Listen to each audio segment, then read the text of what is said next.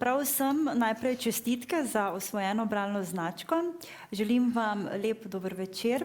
Zelo sem vesela, da vsaj zame po dolgem času lahko vodim dogodek v živo. Hvala vsem, ki ste se ga udeležili. Danes je zame prav posebna preizkušnja, zato ker prvič vodim pogovor s Tomom Podstenškom, ampak predvsem, ker tudi prvič vodim pogovor o zbirki kratkih zgodb. Moram reči, da nisem ravno največja ljubiteljica kratkih zgodb, ampak s to knjigo sem se pa kar navdušila. Tisti, ki vas bo današnji pogovor navdušil ali pa ste že nekako slišali kaj o knjigi, vam toplo priporočam, da knjigo kupite. Lahko jo kupite tam pri predstavnici založbe Miš, pri kateri je knjiga tudi izšla in sicer danes celo s popustom. Sedaj pa najprej lep pozdrav mojemu gostu Tomu Podstenšku. Lep pozdrav. Tomo, ravno prej, midva se bova tikala, sva se prej tako dogovorila, vendar pa imam veliko spoštovanje, ker sem ugotovila, da je Tomo v 10 letih, odkar je izšel njegov romaneskni prvenec, napisal 6 romanov in 3 kratke zgodbe, pa kmalu se obeta še en roman, kar se mi zdi res zavidanja vreden opus. Pa še to bi poudarila, da tudi ti romani, kar nekaj od njih je bilo nominiranih za nagrado Kresnik. Zdaj pa vseeno me zanima, kot bralka, kakšna je najprej razlika med pisanjem romana in kratkih zgodb? Ja, razlika pač izhaja predvsem iz same forme, iz razlike v dolžini. Preprosto roman pišeš dlje časa, posledično se veliko več ukvarjaš samo strukturo, potrebuješ tudi neko kontinuiteto, se pravi, da na 200-300 straneh obdržiš potrebno napetost, da razvijaš like. Medtem ko kratko zgodbo pa lahko, vsaj v grobem, dokončaš že v nekaj dneh. Je tudi kakšna, ki jo napišeš v enem dnevu, seveda jo potem še več tednov izpopolnjuješ, popravljaš. In nekako prej prideš do cilja, no. Prej dobiš tisto zadoščenje, da si nekaj napisal in imaš pa tudi pri popravljanju veliko več možnosti. Kratko zgodbo lahko, če vidiš, da se ti je malo ponesrečila ali pa da ni izpadla tako, kot si pričakoval, napišeš znova. Pa jo napišeš 10-krat, 15-krat. Medtem ko romana pač se verjetno ne boš lotil popravljati na tak način, se pravi, ali boš osnutek popolnoma zavrgel ali pa ga boš probal popraviti v okviru tistega, kar je že nastalo. Skratka, kratka zgodba torej omogoča malo več eksperimentiranja. Je pa tudi ta omejitev, ima pa tudi seveda svoje minuse, no. Likov ne moreš toliko razviti, karakterizacija je manjša, ponavadi gre samo za nek izsek iz širšega dogajanja. Tako da, ja, jaz mislim, da je večina teh razlik v samem pisanju, branju, nastajanju zgodb pač posledica čisto preprosto dolžine. Zgodbe za lažji konec sveta. V zbirki je 15 zgodb, nekatere se prepletajo. Jaz moram povedati, da z nekaterimi liki že kot bralka sem zadihala in bi še brala. Se kdaj zgodi, da pa kakšno kratko zgodbo pa vendarle razviješ v roman, da ne ostane samo pri kratki zgodbi, da želiš s tem likom živeti še nekaj časa? Pa po pravici povedano se mi to še ni zgodilo, no. Zato ker že ko imaš neko literarno snov, pa se odločiš, kako jo boš obdelal, vidiš, ali je material za neko čist kratko zgodbico, neko novelo ali pa mogoče za roman. In ponavadi sem kar sprejemal take odločitve, ki so se potem izkazale za ustrezne, no. Seveda mi kak lik priraste k srcu, mogoče se bo kdaj zgodilo, da bom katerega od likov uporabil še v kakšni drugi zgodbi, ampak tako, da bi pa prav načrtno kratko zgodbo potem razširil in razvil roman, pa ponavadi ne gre, no, ker enostavno kratka zgodba je neka zaokrožena celota, ki deluje sama zase, in se mi zdi, da je popolnoma samostojna in da ne potrebuje razširitev. Zgodbe, tukaj se bom ustavila pri tej besedi.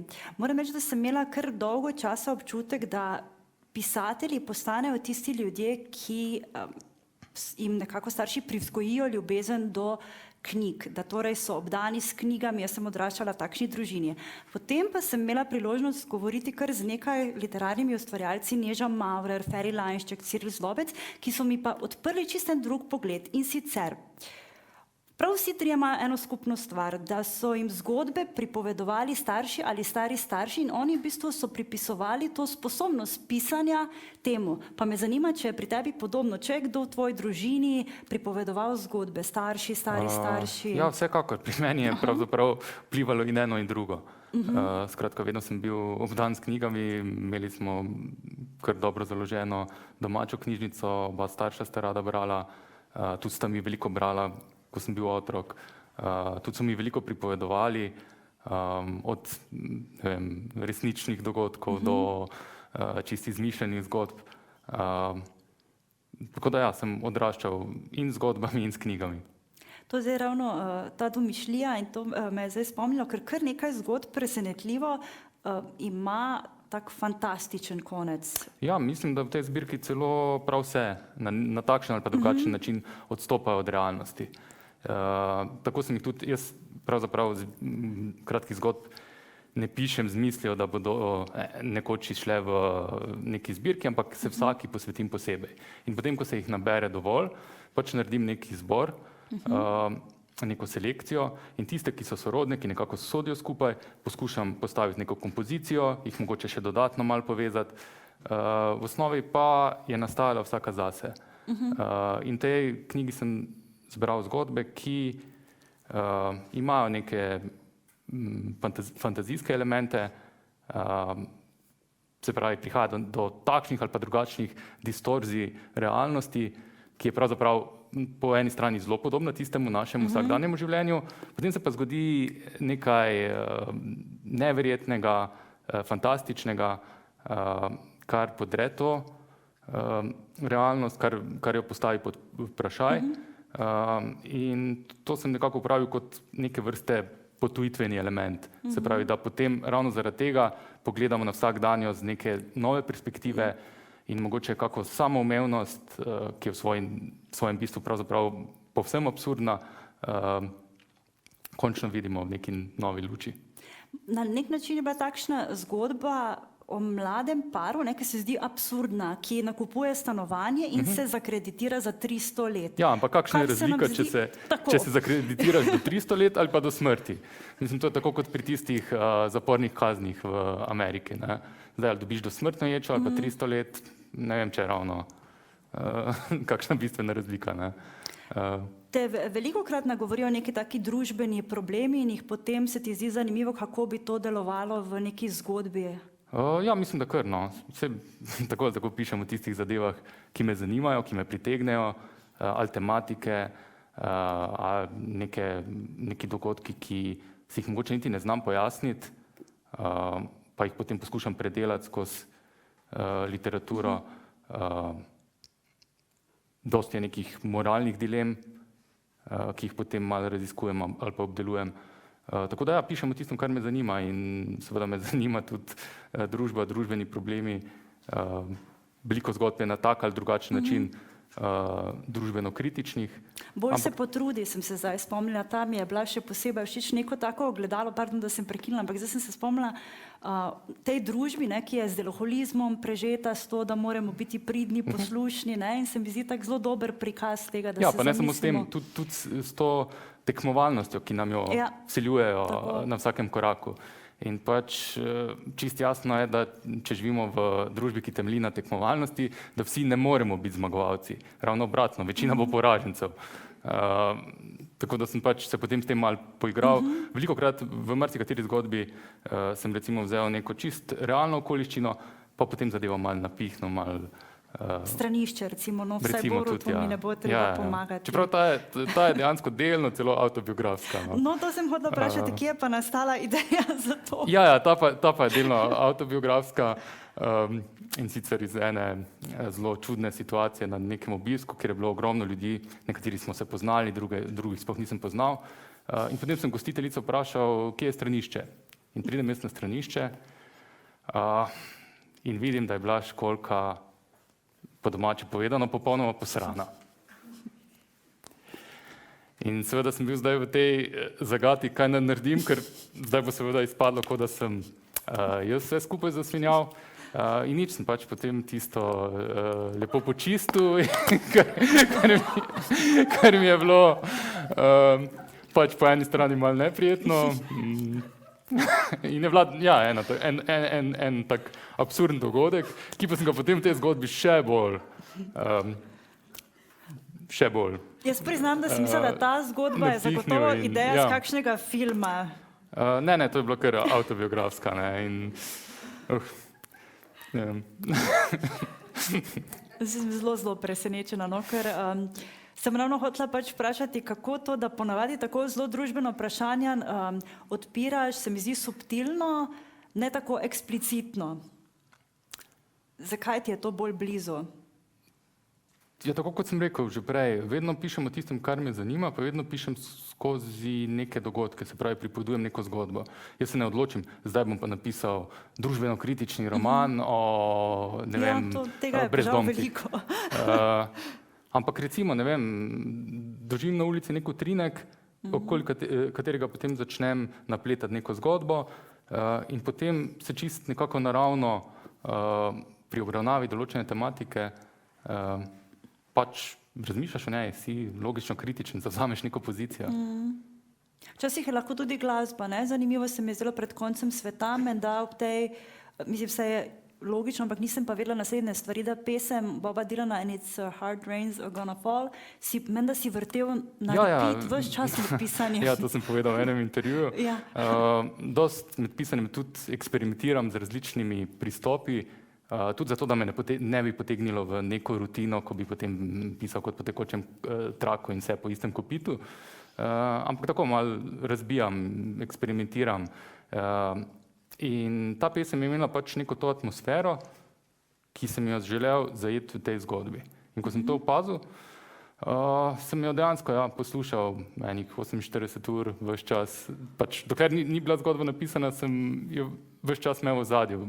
Vmes sem seveda čist pozabil na njo, jo odmislil, delal na tekstu, ampak se mi zdi, da je bila ta atmosfera mi res pomoč pri pisanju, tu čist na nivoju recimo zgradbe stavkov, sem potem ugotovil, da ritmično sem sledil nekim obrazcem, ki se pojavljajo, nekim ponavljanjem, naštevanjem. In se mi zdi tako res zanimiva zadeva, tudi sem zadovoljen s tem, kako je zgodba na koncu izpadla. Je pa ravno zaradi te okoliščine ta zgodba postavljena v Združene države. Večina se jih sicer dogaja v nekem prostoru, ki bi ga lahko pogojno imenovali slovenski, čeprav sploh ni imenovan, ampak je bolj dogajalni prostor bolj univerzalno zastavljen. Ta je pa recimo eksplicitno potem postavljen. Presunljivo meni bilo v tej zgodbi, jaz sem pač zelo veliko Freuda brala, včasih si mislim malo preveč, ampak ta element, ko si zaželi pred koncem sveta sin obnoviti odnos z odtujenim očetom. To pa najbrž ni navdihnila pesem, odkot je pa ta ideja? Ja, to je pač, se mi zdi, da neka tragika teh medsebojnih odnosov, da nam je pogosto za določene stvari žal šele takrat, ko je prepozno. In v tej zgodbi se načeloma ne bomo izdajala konca, ampak tu mislim, da mogoče lahko se pač zgodi, da oče in sin, oba dva, ki sta bila dolga leta odtujena, brez vsakih kontaktov, oba dva na koncu želita navezati kontakt in se ravno zaradi tega, ker gresta drug drugemu, zgrešita. Pač, tako da ja, pač ni, to je bilo čist, se mi zdi neka splošna človeška izkušnja. Ja, in zanimivo je, da jaz zdaj ravno razmišljam, da včasih se nas na neki nezavedni ravni dotaknejo zgodbe, ravno zato, ker sem se včeraj malo bolj intenzivno pripravljala na najin pogovor, mi je ta zgodba obvisela očitno nekje, ker sem se potem odločila, da bom po več letih navezala stik z neko prijateljico in se je izkazalo, da tudi ona je izgubila telefonsko številko in sva drugo iskale. In se mi je zdelo, ja, kako zanimivo je, kako neke zgodbe nas sprožijo nekaj v nas, da se potem zamislimo, ne, ja, konec sveta ni, čeprav glede na situacijo smo že mislili, da bo ne vem kaj, ampak nas pa potem lahko privede do tega, da naredimo eno malo gesto, ne, in se mi zdi, je to včasih tudi skrita ali pa tak neka želja, da se dotakneš bralca na ta način, da doživi neko samo refleksijo. Ne bi rekel, da je to želja, sem pa vesel, če se to zgodi, no, čisto tako. Seveda, ne, kot sem rekla, je v zgodbah nekaj napetih prizorov, nekaj je takšnih in drugačnih razpletov, niso pa ravno najbolj enostavne. Zato me zanima, odkot naslov zgodbe Za lažji konec sveta. Zato, ker mislim, da na nek način, kljub temu, da se ukvarjajo tudi s težkimi temami, premorejo tudi precej humorja, precej neke ironije, sarkazma, črnega humorja, ki je meni osebno blizu. Pa, ne vem, Eko je, mislim, da nekje v enem intervjuju dejal, da je literatura nasplošno priprava na življenje in smrt. In se pravi, tudi tiste zgodbe, ki so morda, narekovaj rečeno, žalostne,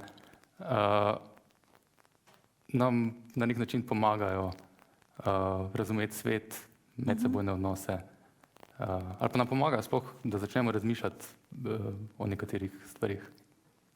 Zdaj se spomnila Cankarja. Pravzaprav, se prevečujem, da te prekinem, pravzaprav mi vse, kar doživljamo, nekako doživljamo skozi zgodbe. Tudi lastna življenja si tolmačimo, vse si konstruiramo skozi zgodbo. Vsako svojo človeško izkušnjo oblikujemo v zgodbo. In to je tisto, kar mene pač fascinira in kar poskušam skozi literaturo potem Ja, umetnost je potem to preliti na papir. V nekem intervjuju si dejal, da te ne zanima upodabljanje heroičnih junakov, ampak te bolj zanimajo ljudje iz krvi in mesa. Zakaj? Ne vem, do neke mitizacije pretirane sem imel vedno določen odpor. Tudi se spomnim, ko so vsi imeli vzornike, ki so jih potem postavljali na pedestal, ne vem, od športnikov, glasbenikov. Ne vem, jaz sem vedno imel to nekako ločeno. Ok, mi je bil všeč izdelek, mi je bil všeč ne vem, film ali pa glasba ali pa sem bil navdušen nad spretnostmi nekega športnika, ampak da bi pa zdaj avtomatsko mislil, da je ta oseba in sploh v vseh pogledih, to mi je bilo pa kar hitro jasno, da temu ni tako. Potem tega ni tudi v tvoji literaturi. Ja, in tudi v literaturi potem ne maram enoplastnih likov, imajo temne in svetle strani. Zanimivo mi je v nekem intervjuju, ki se je dotikal prav tega, tvojih bralnih navad, ali kako bi to imenovala, med avtorji si izpostavil eno avtorico, ki je tudi meni zelo ljuba in me zanima, zakaj te navdihuje in s čim te navdihuje Toni Morrison. S to neko toplino, ki jo ima, pa s to, ne vem, zdaj bo to mogoče malo smešno zvenelo, ampak ja, ob njenih knjigah se zjočem. Pač me dejansko piše o zelo težkih, traumatičnih stvareh, hkrati je tudi izvrstna stilistka, mislim, da tudi to vpliva in potem te pač pripelje do neke točke in potem stavkom ali dvema te pač, ne vem, zbode kot punčka tistega pajacka v pravljici. Eno mojih najljubših. Ja, zelo lepo povedano. Drugi je bil potem zanimivo, ne, magični realist, ki je navdihnil kar nekaj, moram reči, ljudi z različnimi. Ne. Se spomnim Vesno Godino, njo je navdihnil Džibonja. To je zelo različne ljudi in si tega tudi omenjal, ne, Marquez. S čim pa ta njegov magični realizem? Ja, verjetno s to, ravno s to domišljijo, no? S to odprtostjo, da je vse možno, no? In da je v bistvu tudi da je tudi to, kar doživljamo, razmišljamo, dejansko realno, no? Tudi naše misli so realne, naše sanje so realne, vse to je na nek način del realnosti, no? Ni to nekje v podzavesti, je to izenačeno. Pač tudi to je naša izkušnja. Ni moja izkušnja samo tisto, kar se mi je zgodilo. Moja izkušnja je tudi tisto, kar sem prebral. Moja izkušnja je tisto, kar se mi je sanjalo prejšnjo noč. Si zapisuješ sanje, pardon, si zapisuješ, ker to avtorji delajo tudi? Ne bi rekel, da si jih načrtno. Če pa se spomnim kaj takega, kar se mi zdi zanimivo, si pa zapišem, ker tako si zapisujem od misli do asociacij do vsega. Včasih so to že oblikovani odstavki, včasih besedne zveze, pač tako imam kar nekaj teh beležk. Kar je meni bil še en zanimiv podatek, jaz bi seveda sem domnevala, da si končal, mogoče po krivici, ampak pač zaradi takega opusa primerjalno književnost ali kaj podobnega. Ampak ne, ti si končal pravo. Kako te je potem pot zanesla v literaturo? Jo, to za nazaj je vedno tako malo nehvaližno razlagati. Ja, enostavno iz nekih idealističnih, malo zgrešenih nagibov sem pristal na študiju prava.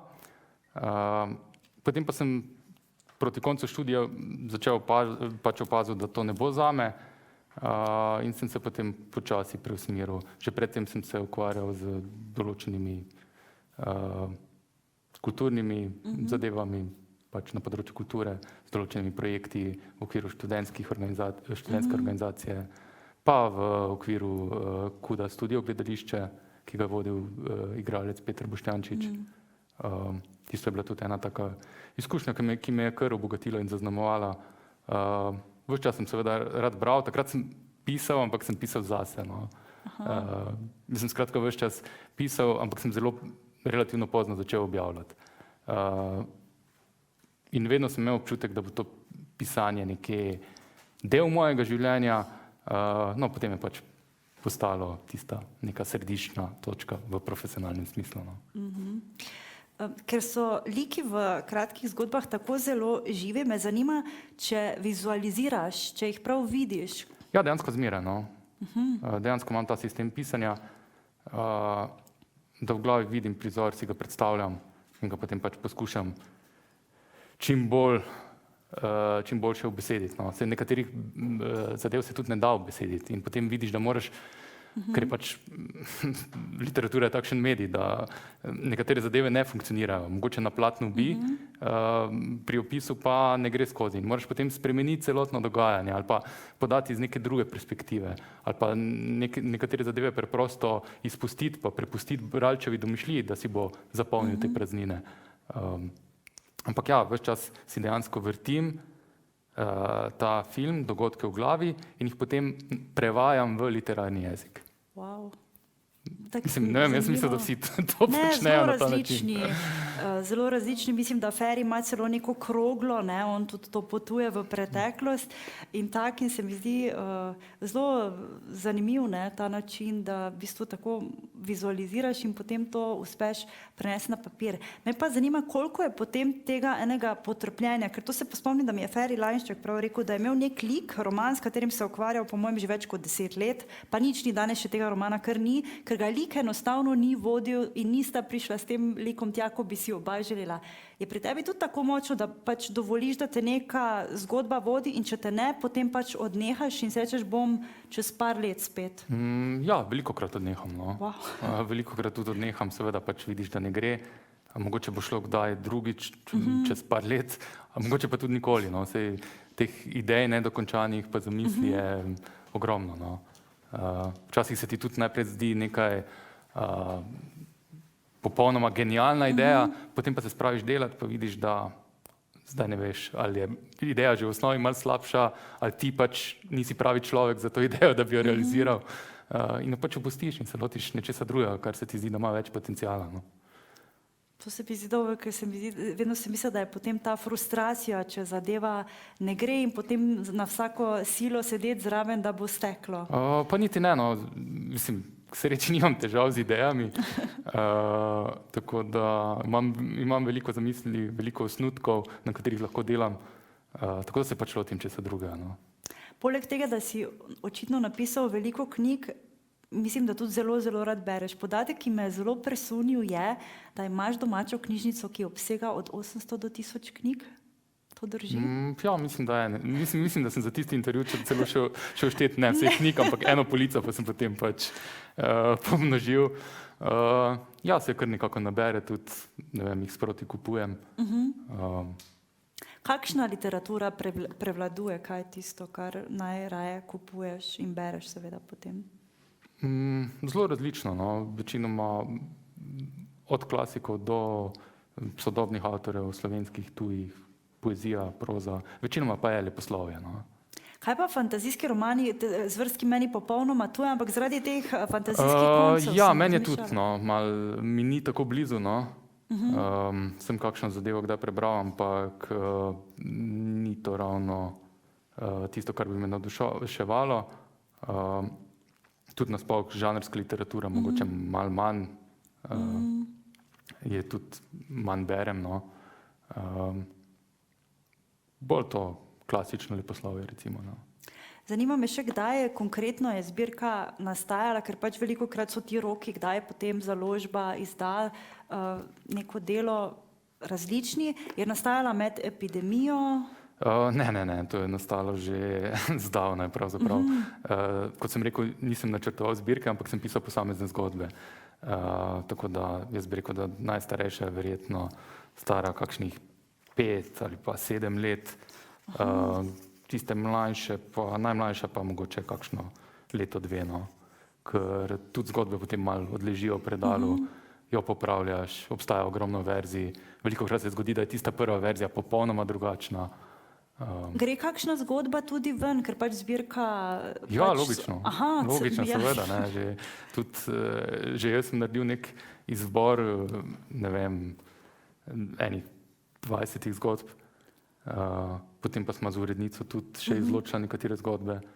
Pa potem sem dobil vmes med procesom dela neke dodatne ideje in sem še 2 zgodbi dodal, dopisal. Tako da ja, se mi zdi, da pri sestavljanju zbirke je ravno ta selekcija tista odločilna, da pač potem nastane nekaj, kar je enotno po kakovosti, pa kar je tudi nekako zaokroženo. Vse nekatere izločene zgodbe, recimo, nekatere so izpadle zato, ker pač enostavno niso bile dovolj dobre, niso bile dovolj posrečene. Kakšna je izpadla pač tudi samo zato, ker niso sodila v to knjigo, no. To me je ravno zanimalo, ja. Ker je bila pač mogoče ali preveč podobna kakšni drugi zgodbi, tudi to se lahko zgodi, če sta si 2 zgodbi podobni, lahko drugi zbijata učinek, no. Sta avtomatsko manj učinkoviti. Ali pa recimo, če tudi, ko razporejaš zgodbe znotraj knjige, če postaviš 2 zelo podobni zgodbi skupaj, bo učinek pač slabši, no, ponavadi, v večini primerov. Oslabita eno drugo, ne. Lahko pa, če imate recimo sorodno tematiko, ampak jo obravnavata z drugačnih perspektiv, pa lahko ravno nasprotno, ena drugo povzdigneta, si nudita neko podporo. Prebereš eno zgodbo, pa prebereš drugo zgodbo in potem, ko prebereš drugo zgodbo, začneš še na tisto prejšnjo gledati malo drugačne perspektive. Pač ja, v procesu končnega izbora in oblikovanja te knjige sem se s tem kar precej ukvarjal. Je bilo to v glavnem tvoje ali so bili tukaj tudi namigi urednice? Ja, so bili tudi njeni namigi, no. Tudi je bilo to kar eno tako plodno sodelovanje. Sem pa ogromno že pred tem in tudi med tem sam tuhtal in razporejal in se ukvarjal s tem. Prej si opisal na začetku, kakšna je razlika, zdaj me pa zanima, kakšna je pa izkušnja. Je oboje enako užitek ali vendarle pri nečem bolj uživaš, pri romanu ali pisanju kratke zgodbe? Mislim, da je kar enakovredno, no. Pač, Mogoče tisti občutek zadovoljstva, tista nagrada pri romanu pač na koncu malo večja, se ti začasno odvali en kamen. Potem pa prebereš tisto, kar si napisal, pa vidiš, koliko bo še treba popravljati, pa te spet malo začneš dvomiti, pa te spet malo začne skrbeti. Vse to je pač en proces, ne vem. Jaz delam pač na tak način, da grem res velikokrat skozi te tekste in tudi, če vidim, da ne deluje, jih pač ali zavržem ali pa popolnoma predelam, spremenim. Mogoče s tem celo malo pretiravam včasih, ampak ne vem, tudi kolikor sem bral intervjuje priznanih avtorjev, večina dela na tak način, no, pač ogromno piljenja, ogromno popravkov, tisti prvi osnutek je res samo osnutek. Ja, moja kolegica urednica pravi, da so minili časi, ko bi pisatelji pisali pozno zvečer po navdihu, ampak v glavnem to vsi zjutraj že sedijo ali že celo tečejo, zdravo živijo, delo in piljenje. Ja, to, kar si rekel. Mislim, da so vedno bili taki časi, mislim, da to pač del tiste mitizacije, za katero sem prej rekel, da mi gre zelo na živce. No. Ni tu, navdih je pač en del, no. Navdih, talent, kakorkoli to imenujemo. Medtem ko je pač potrebno vložiti ogromno dela, ogromno truda. Tako kot vsako drugo zadevo, no? Če hočeš da nekaj dobro, se moraš pač potruditi. Ni to neka blazna znanost.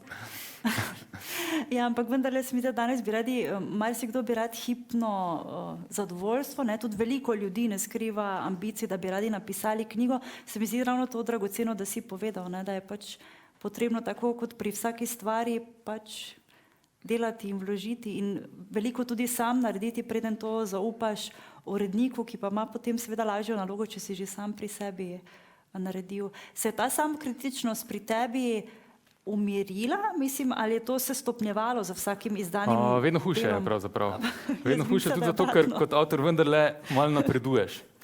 In med pisanjem pač sprejemaš neke, recimo temu pisateljske odločitve, kako boš neko zadevo povedal. In ko sem začel pisati, sem pač imel recimo za določeno zgodbo 5-6 možnosti, ki sem jih videl, kako bi jo lahko razvijal. Zdaj jih vidim 20 in sem pač v veliko večji dilemi. No? In pač imaš večji nabor teh nekih sredstev izražanja, med katerimi moraš izbirati in jih med seboj kombinirati, sploh pri romanu, kjer je najpomembnejše, da deluje kot celota.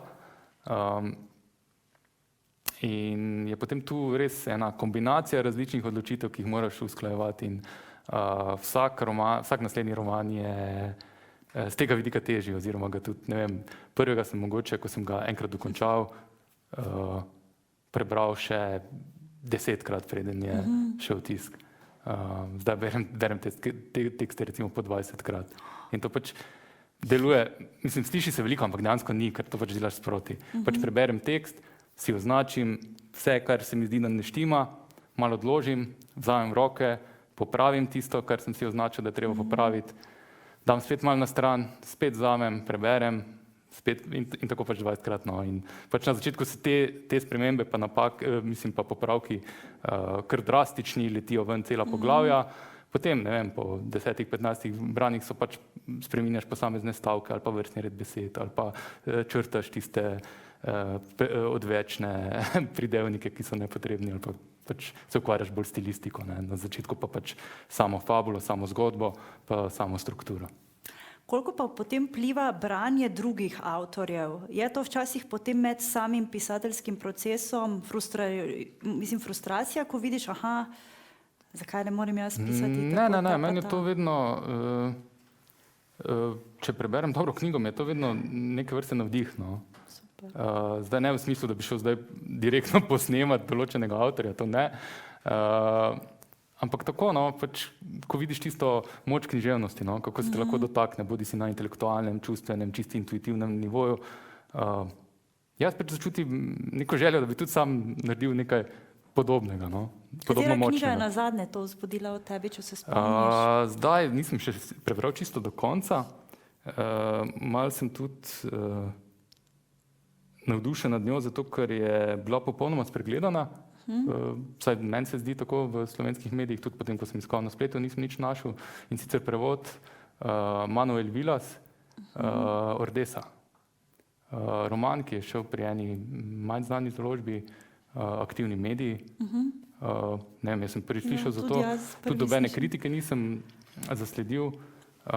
Španski avtor, izreden mislec, tako zelo reflektiven roman, za katerega sem pa dejansko zvedel prek nekih hrvaških prijateljev, pisateljev, ki so delili objave na Facebooku o tem romanu, kako je, in je bila pač, ker je bil pred kratkim preveden v hrvaščino, in najprej sem ga želel najti v hrvaščini, potem sem ga pa sem videl, da je preveden tudi v slovenščino in šel je leta 2020. Tako da zdaj, ne vem, zdaj je bil knjižni sejem, podeljujejo razne nagrade. Če bi podeljevali nagrado za najboljša spregledano knjigo, bi bila v kategoriji prevodnega leposlovja, recimo, to moja favoritka. Lepo.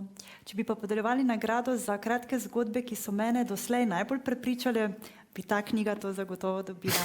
Jaz vam priporočam, da knjigo kupite, da se podate v kratke zgodbe. Njihova prednost je res to, da jih lahko vzameš v roke v bistvu kadarkoli, ni potrebno tako kot pri romanu, ki ga jaz želim takoj prebrati in potem včasih z njim odlašam.